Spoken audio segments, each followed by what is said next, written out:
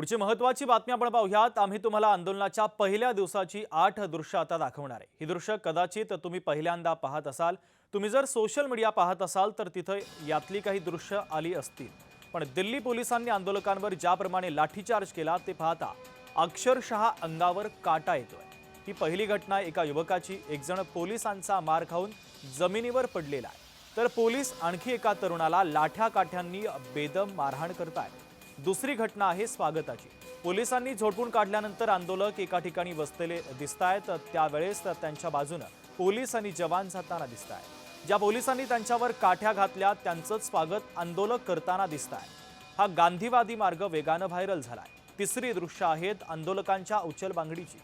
मुलं असोत की मुली, पोलिसांनी जसे दिसतील तशी त्यांची उचलबांगडी केली।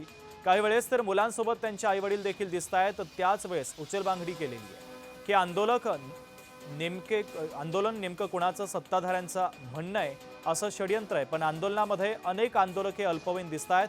त्यांचं वय 16-17च्या आसपास आहे, तर मुली सुद्धा या आंदोलनामध्ये सहभागी झालेल्या आहेत। या मुली सरकारला सवाल करताना दिसतायत। आणखीन एक दृश्य समोर आलं, यामध्ये एका मुलीवर दुसरी महिला जवान ही अक्षरशः काठ्यांचा पाऊस पाडताना दिसते।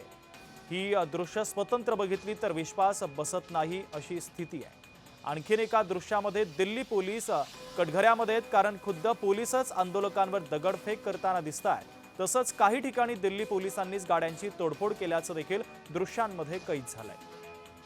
तर कॅमेऱ्यांच्या नजरेतून हे काही क्षण सुटणं बाकी राहिलेलं नाहीये। आश्चर्य म्हणजे काही जण प्लेन कपड्यांमध्ये पोलिसांची काठी घेऊन फिरतायत।